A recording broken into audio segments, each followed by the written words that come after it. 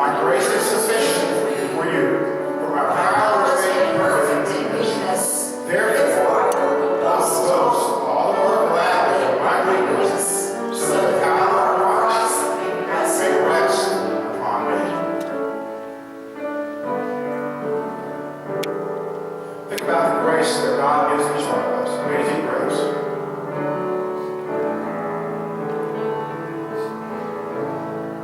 Let's sing together. Amazing grace, how sweet the sound that saved a wretch like me. I once was lost, but now I'm found. Was blind, but now I see.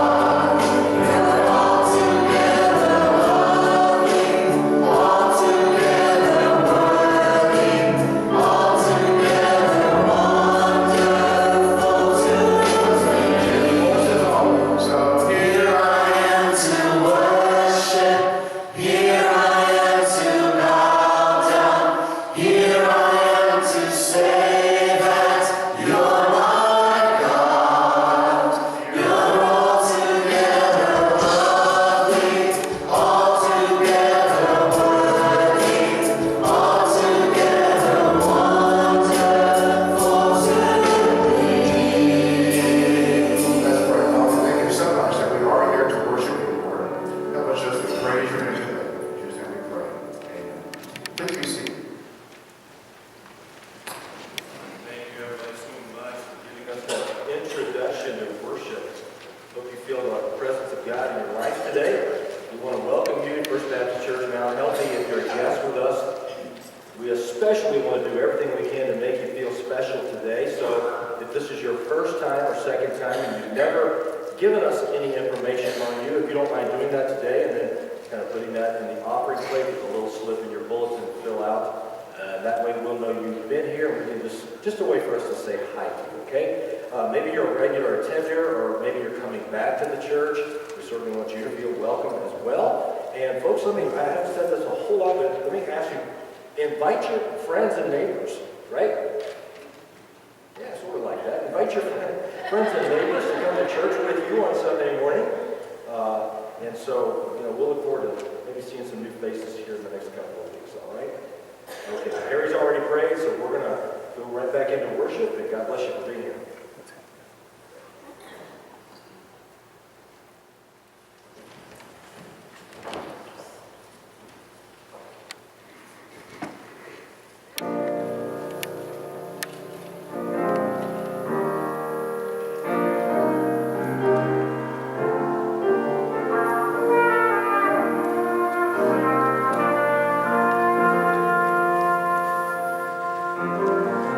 Who can satisfy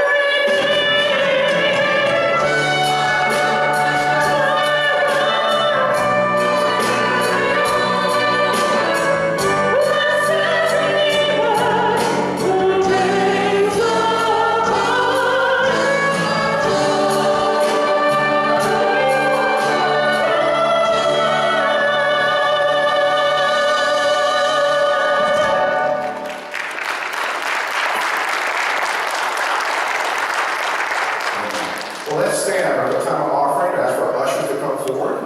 We'll read our scripture first. Remind our children that you do have kids on worship today. So we'll be dismissed for an offertory song. So let's read our scripture together. I thank God in all our remembrances of you, always in every prayer of mine, for you all making my prayer joy, because of your partnership in the gospel from the first day until now. Now I am sure of this, that he who began a good work in you will bring it to completion at the day of Jesus Christ. So let's have our ushers come forward and we'll sing Come Thy Fount of Every Blessing. Come thy fount of every blessing, send my heart to sing thy praise. Streams of mercy never ceasing, calls for songs of loudest praise. Teach me some honest sonnet, sung by flaming tongues above. Praise the Mount fixed upon it, now the light redeeming love.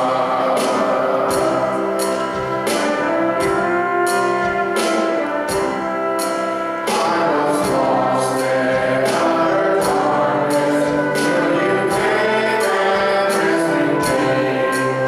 I was bound by all my sin, when your love came and set me free.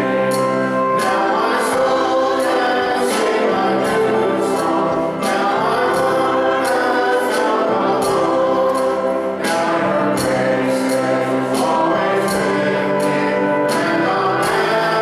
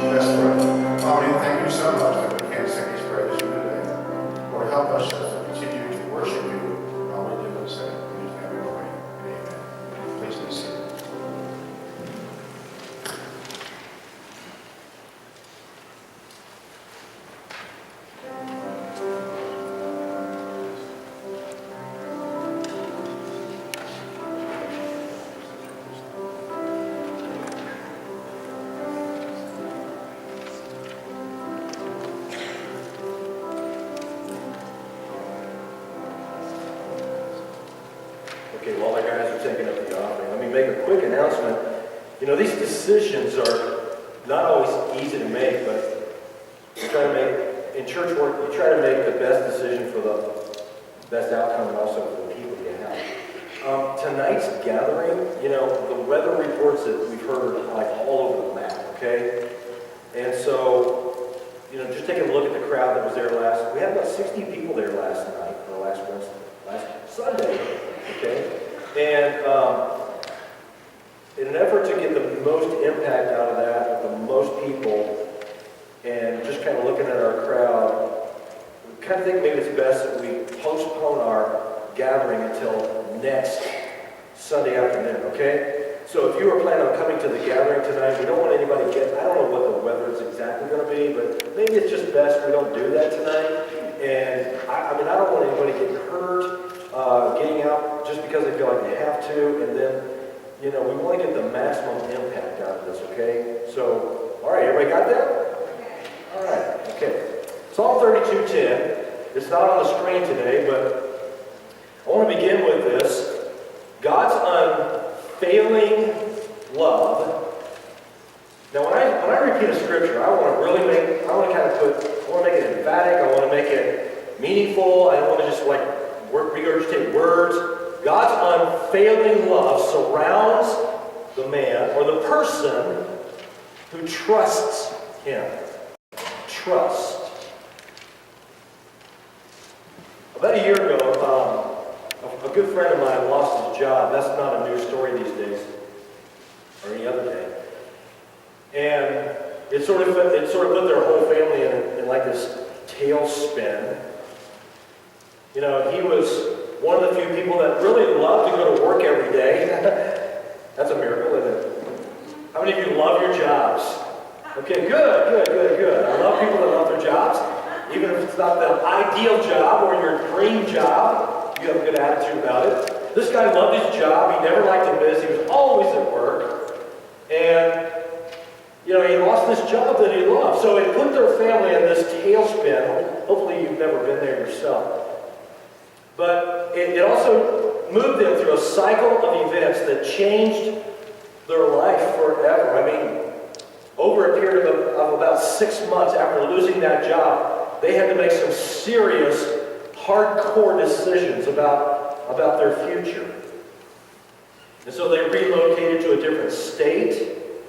The kids, now some of you younger guys, you may think about this, or maybe you have experienced it. You know, can you imagine moving to a different state? You're going to a different school. You have to make new friends, new relationships. That's tough. That's tough for adults. And so the kids went through all of that. And finally, what they decided, he's like, look, this is out of my control. There's nothing I can do about it. So they just, you know, it's like, we got to move forward. And so they took the steps of moving forward, moved to a different state. Everybody started getting acclimated to the new surroundings. After a short period of time, he got a really small promotion. I'm not trying to make this story one of those success things, but he got a small promotion. The kids, they got acclimated to the schools. I mean, they made the best of it. They started making friends, you know, getting involved in sports, the things that kids do, young people do. And then, you know, things just began to work out. And I remember something he said that I want to share with you this morning.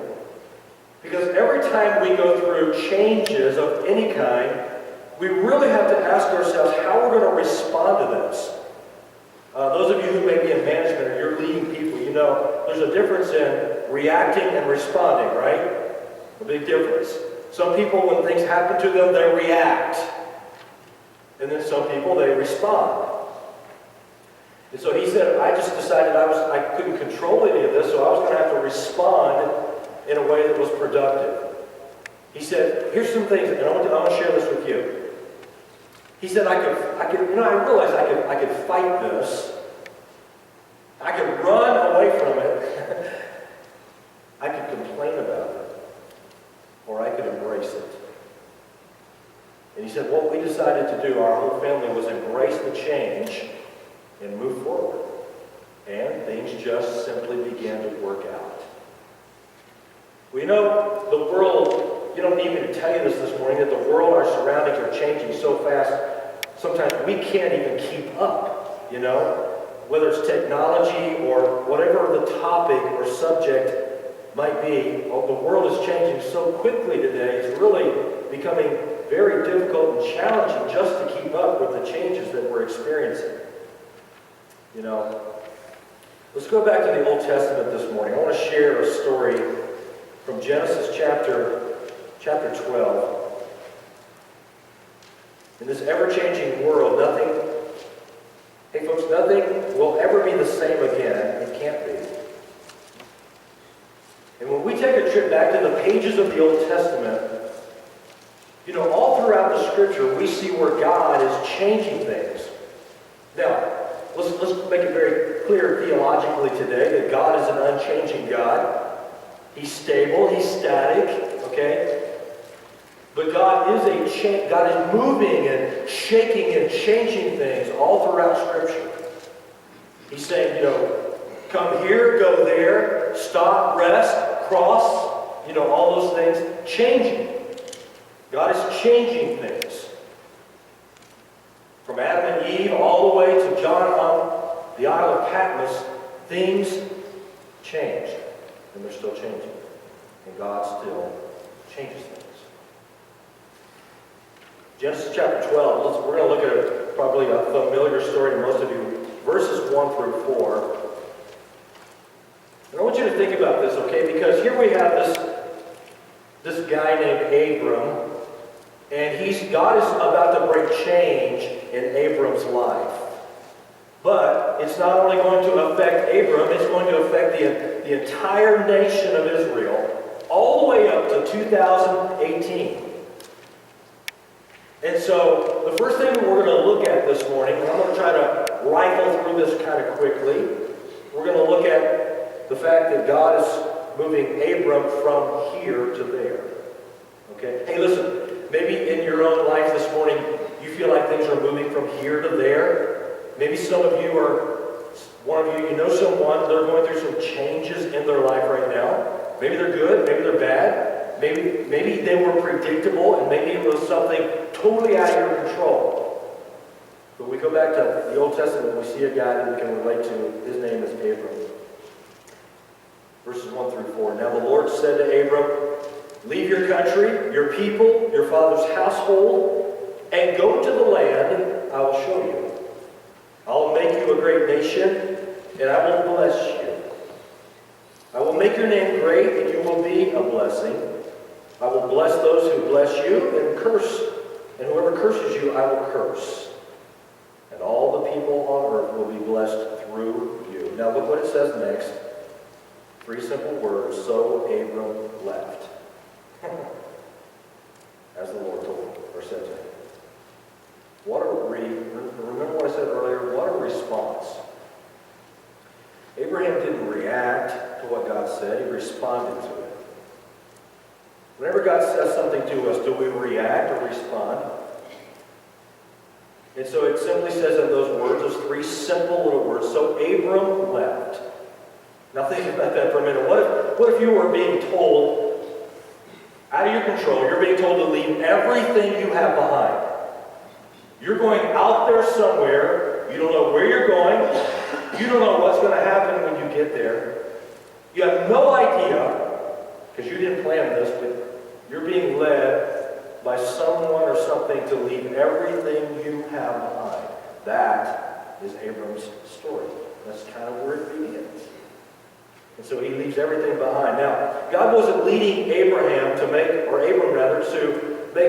he was leading him to make some serious changes in his life, just like this story I shared with you earlier. Now think about this, okay? Think about the depth of this. God did not give Abram any direction. What if you were told, get up, go somewhere, no direction? He didn't lay out a plan. Abram had no job description. How would you like to take a job with no job description? Yeah, think about that one. No relocation budget. Nothing to plug into GPS. He just simply said, go. And the response that Abram had was that he left. And so I want to picture this morning Abram moving into his future, and his future is going to affect the nation of Israel all the way, like I said earlier, all the way up to this day, 2018. And we think about all the questions that we might have. When you go back and look at Abram's story, and if he did this, God didn't record it that I know of. Abram didn't argue with God. He didn't debate it. He didn't go get a counseling session with someone. He never asked questions. All we know is this from these verses, that Abram left where he was. That's all we know. Now, there's nothing wrong with getting good counsel and advice, nothing wrong with that, but Abram, our story today tells us that he just obediently left. Gone, okay? That's what you want, God, that's what I'm going to do. So, as I said last week, let me kind of marry this together a little bit. Abram's future was invading his past. And that's what is happening with every one of us this morning, whether we understand it or not. When we look at the clock right there, and that second hand keeps going, every minute that goes by, our future is invading our past. Every single moment. And so, God is moving Abram from here to there, and guess what? He's moving you from here to there as well. It may not be geographically, but it could be spiritually, physically, mentally, vocationally, whatever it might be. None of the scriptures that we read tell us to go back. In fact, some of you will know that when others tried to go back, it was devastation when people tried to go backward. God never leads people backward, okay? God is a forward motion God. He's always progressing. He's always moving forward in his direction. And so no matter how good things were in which is where Abram left from, he was not going to be able to go back. I want to share three quick, simple things this morning about embracing change. Okay, ready? Let's do this. Genesis chapter 12, verse 4. Let's go back just quickly, okay? Abram, it's really simple. The first thing we're going to look at this morning is when we're embracing changes, not just going through them, not just accepting them, not just surrendering to our changes, but really embracing change in our life. I think we have to look at it. One is this, is to have an open hands. Open hands. Genesis 12:4. Abram was 75 years old when he set out for Haran. Imagine that. 75 years old, okay? Hey, some of you who are, let's say, near that age, okay, or older than that age, how would you like to abrupt your whole family right now, just move somewhere else from no direction? Wow, that'd be major, wouldn't it? Abram was 75 years old. Big changes coming around in his life. Sometimes we think we're too old. You're never too old, folks. Never too old. It's never too late to do anything that God calls you to do. Never. It's always possible. When God calls, leads, guides, and directs us to do something, it's always possible. And it's never too late, never too old. God always provides everything that we need.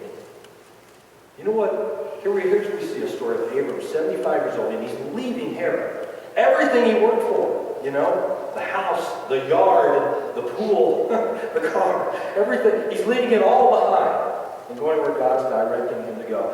And here's what that tells me in my mind, okay? That Abraham didn't argue with it. He just simply said, with open hands, everything that I've got, all that I've worked for, everything that we've become, Lord, I open that up to you with open hands. If any of us ever embrace change in our lives, I think one of the first steps that we have to do is come to God with a clear heart and a clear mind and say, God, whatever I have, I open up to you, to your sovereignty and to your will. Embracing change. Open hands. You know what God was doing here? Part of what he was doing was reinventing Abram. Now, I've said that a couple of times. You'll know that when you read the story that God actually does change Abram's name later to Abraham. From Abram to Abraham. And the reason one of the reasons why God did that is because he was letting Abram know, and Israel, and me, and you, that this was a significant change in his life. And the name change would signify crossing that border into something new. He was going to be called Abraham. So he moves from Abram to Abraham. And the reason he did is because nothing would ever be the same again. He wouldn't be the same person. He wouldn't have the same purpose. It was a new beginning. Kind of like we're going through together here. A new beginning. This may very well be the moment that nothing's ever the same again. That things not only need to change, but they are changing. They will change if we listen and obey. You see, one of the reasons why God changed Abram's name to Abraham and signified this amazing change in his life is because he never wanted Abraham to look back. You see, folks, if we don't embrace the changes that God puts in our lives, whatever they are and when they may come, we will always find ourselves looking back. Always looking back.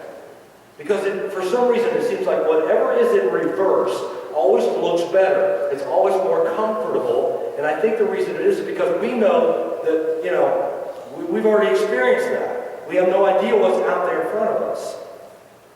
Faith and future. And so Abraham got up and went. We focus on it. Whenever we go through these changes, sometimes we focus on what we've lost behind. You go back and you read the story of Abraham. He doesn't go back and, like many times the children of Israel, they were out in the desert, they were always looking back at Egypt. How great things were back there. Abraham doesn't do that. He's not looking back and seeing what he used to have, how great things might have been. Abraham, he was simply embracing his changes and focusing what was out there in front of him. But sometimes what happens when we go through changes, whether it's a group of people or individually, we sort of focus on what we lost, We kind of look back mentally and like, man, I'm losing this. I may never capture this again. And it's like, I don't want to lose that. And whenever you see people and they feel like they're losing something, two things normally happen. One is this. They'll do everything they can to protect it. And then sometimes they'll even, with maybe the right mind or attitude, they'll even fight for it. They feel like they're losing something and they fight for it. They try to capture it and encapsulate it. And it's amazing that response that Abram had to God. He simply left when God called him. He opened up his hands and said, God, everything that I've got is yours. Nothing I have really belongs to me. And listen, folks, I don't know what your biblical worldview is, but when we have a biblical worldview, we really look at things like this. All that I have belongs to God. I would have anything that didn't come through the fingers of God. Even though I worked for it, paid for it, it still belongs to you, Lord. And that's the attitude God wants us to have. So what do? In order to have open hands, we have to learn how to release. Release. Turn it loose, God. You see, I think what Abraham was doing more than looking back was this. He was feeding his faith. Every step that he took fed his faith forward as he left everything behind. So let's get that this morning, okay? We think about change of any kind, whether it's personal, individual, our families, our business, whatever it might be. Whenever change comes about, we can fight it, we can run from it, we can complain about it, or we can embrace it. And one of the best ways to simply embrace it is say, listen, this is out of my control. God, I want to surrender to your perfect will. And Lord, I just trust you that whatever's out there in the future is the best for you and for me. Embrace change. But something else we have to think about too, along with this story, is not only open hands, but open eyes. Let's look at chapter 12, verse 6. Just go down a verse. Now remember, Abraham has now, with the hands, he's released it all, okay? Hey, listen guys, before we get to that, whenever we release something, we are determining at that moment who it really belongs to.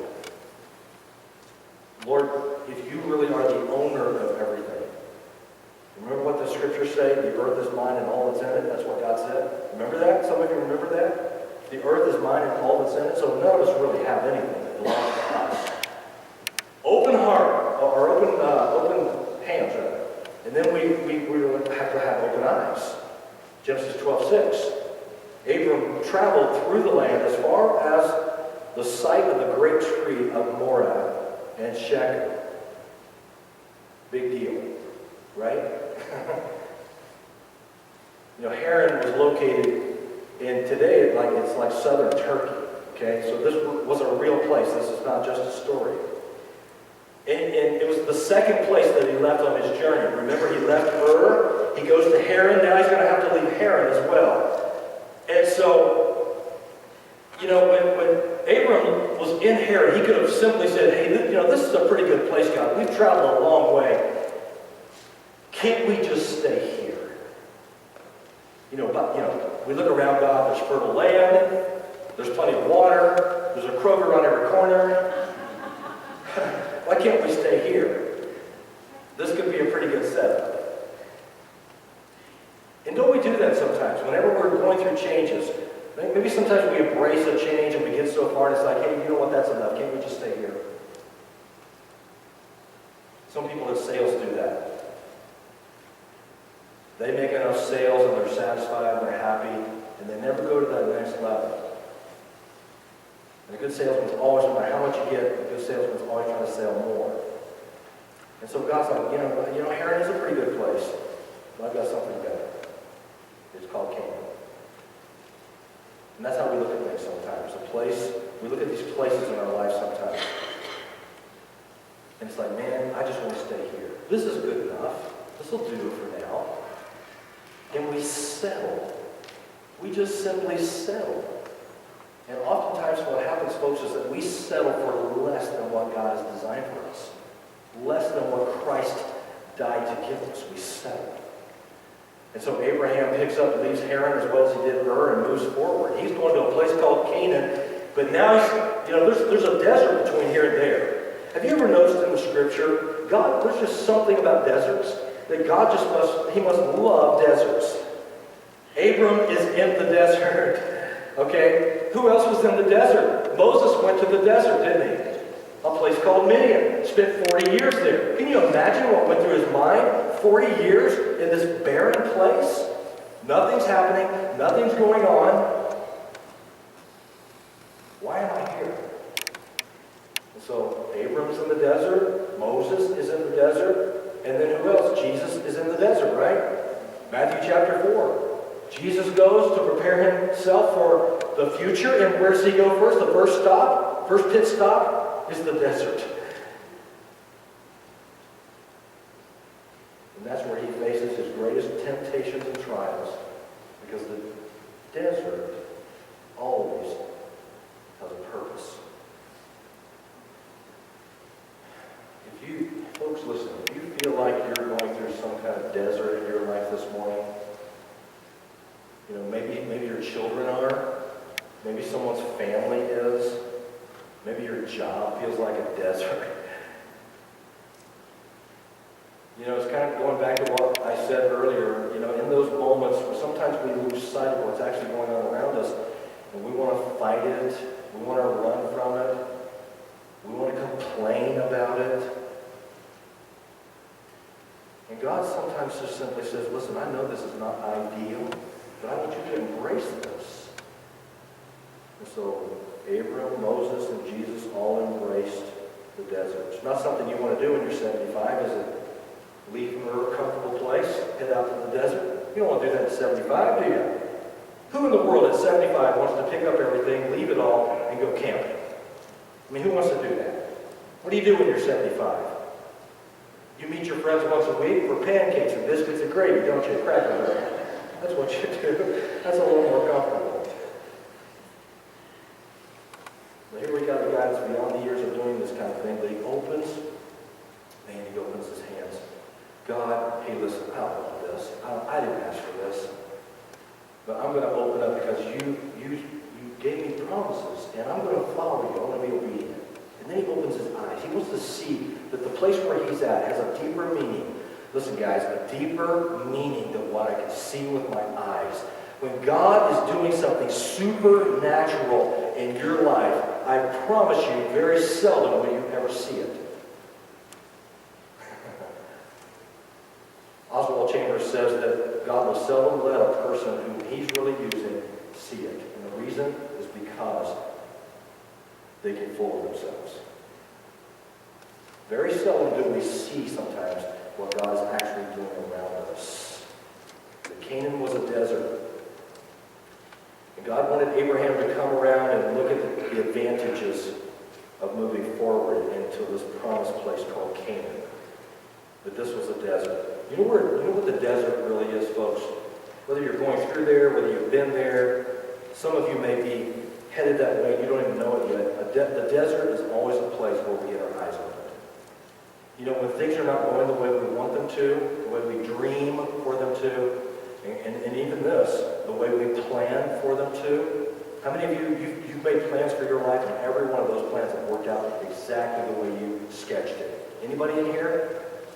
No takers? Me neither. You know, I'm a pretty good planner, but things don't always turn out the way I plan them to.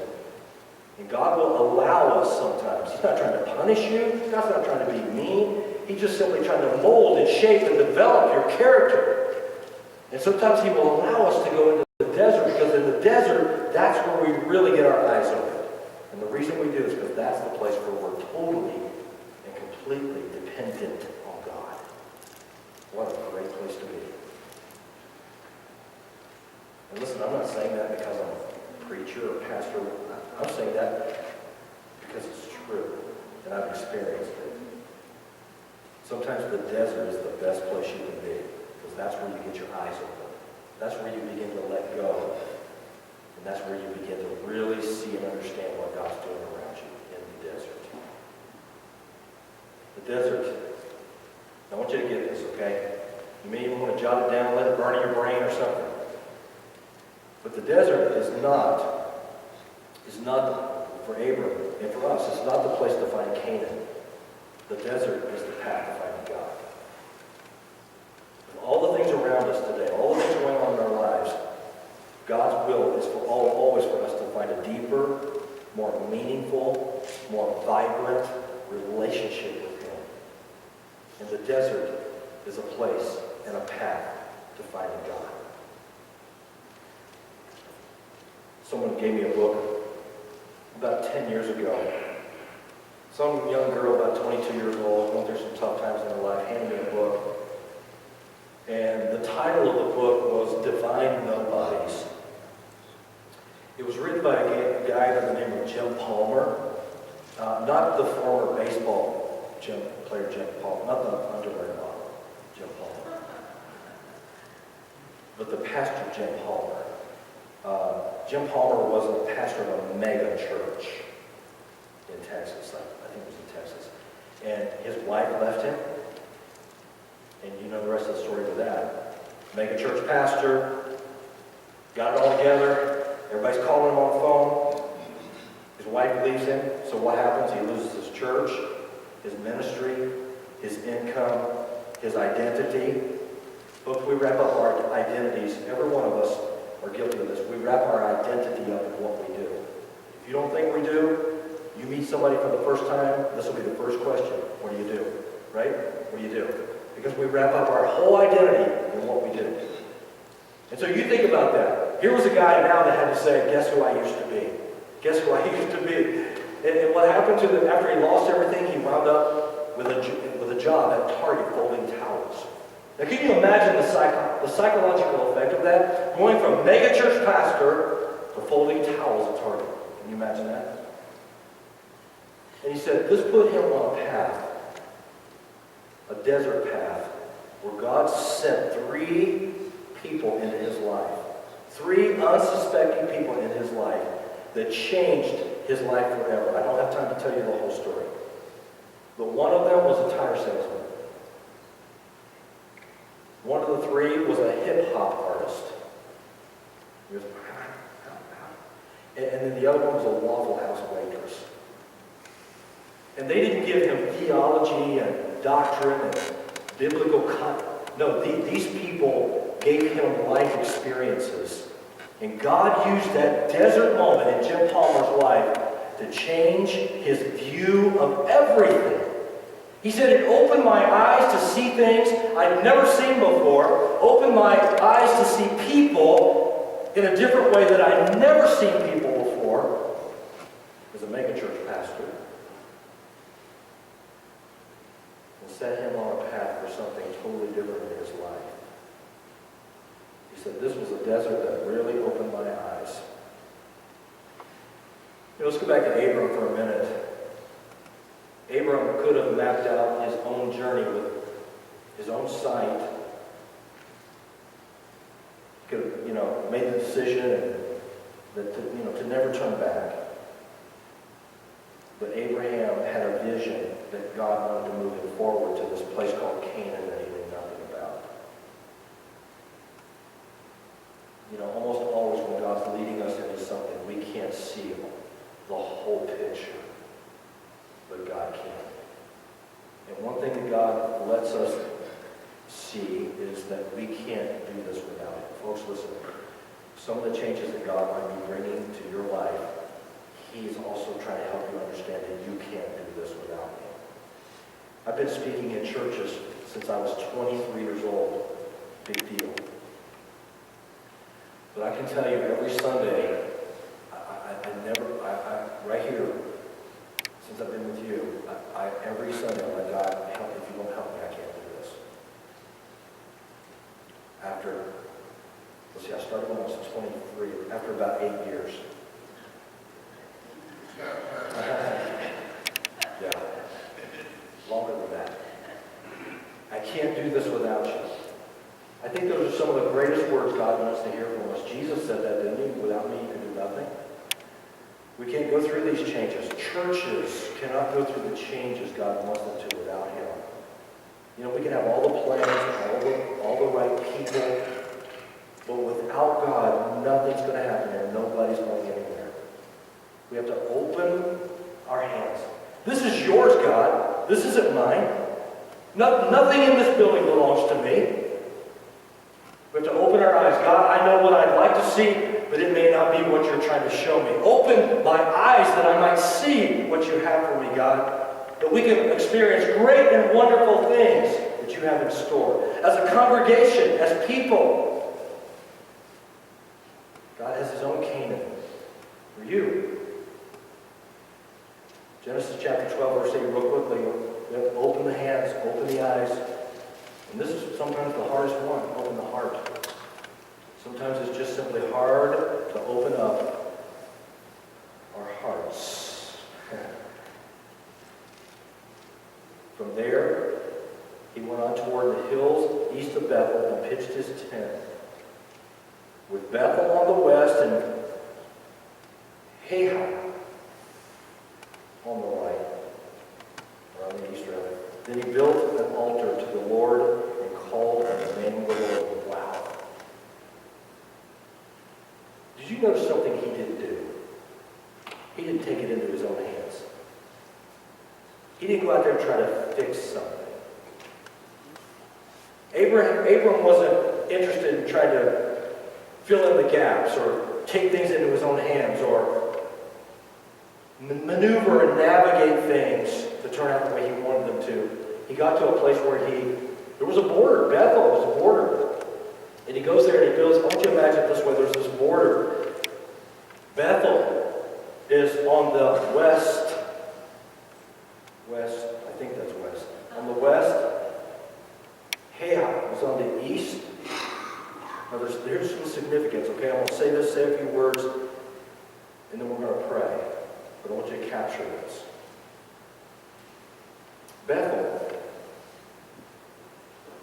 Bethel describes a border that was a sacred place, a new place. Hai was the past. And eventually a place of ruin. And Abram, what does Abram do? He knows he's at a crossroads. Just like I have been, sometimes just like you have been, maybe you are today, I don't know, you're at a crossroads with something in your life. Hey, if you don't mind me saying, I don't mean to be negative, but I will be truthful and honest with you because I love you. I love God's church. I love God's people. And I want to spend at least part of my life impacting his kingdom. And so this stuff is serious. And sometimes we come up to these borders and we have choices to make. Are we going to go east? Are we going to go back east? Or are we going to go west? West, young man. So Abram builds an altar. He worships God. And you'll notice if you go on and read that verse, he moves out to the next place naked. Did you notice that? Read it for yourself. He moves out to the next place after worshiping God. And so, there's this choice sometimes to move forward or go behind, go back, stay where I'm at. And when he worships God, he moves out to the next destination. God was inviting him. I don't know if you've ever thought about it this way or not, folks. If you haven't, I want you to do this today, okay? You see, God is always inviting us into things. Have you ever thought about it that way? That even right now, God is inviting you into something. Always. If you've been through Henry Blackaby, God is always pursuing us. He's always trying to pull us into where his activity is already going on. And so God is inviting us into things all the time. And because we don't have open hearts, open hands, open eyes, sometimes we just simply miss it. We miss it. And I will tell you that there are congregations all over America today that are missing it to the tune of 3,500 plus a year that are closing the doors. Those of you who have been here on Sunday afternoon, you've heard me talk about this. When you look around us and you see some of the major icons in America, Sears, JCPenney, Toys R Us, is Tommy Thompson here, and even now Harley Davidson. Yeah, nothing lasts forever. You have to reinvent, keep changing. What's God inviting me into? And then our individual lives. Is God inviting you into something today? Is he inviting you into a deeper relationship? Has your relationship with God just gotten stagnant and stale? It was once vibrant and alive, but now it's kind of stagnant and stale. Did you once have a love for Christ? They gave you a burden for people that don't know him, your neighbors, your co-workers. And it's like, man, and you actually shed tears over that. Remember those days? And it's like, man, I don't even think about that anymore. And God's inviting you into something new and fresh. Rejuvenate that relationship. The church, everything happens for a reason, and God's inviting you into something. And I'm going to do everything I can to help you capture that. To move forward in the kingdom. So let's stand this morning and pray.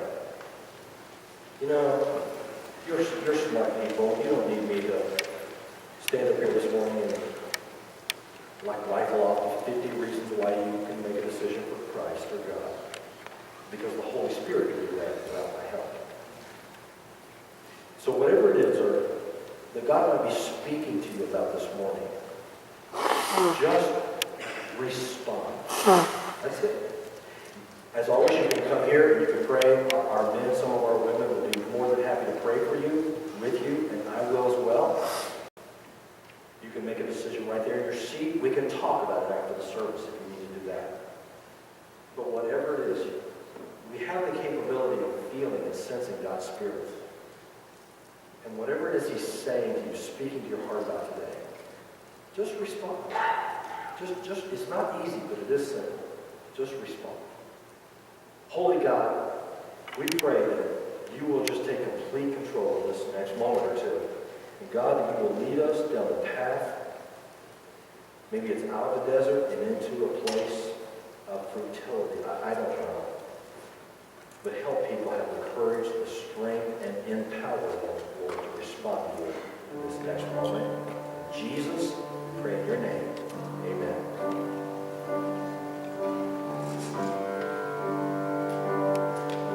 I stand amazed. I stand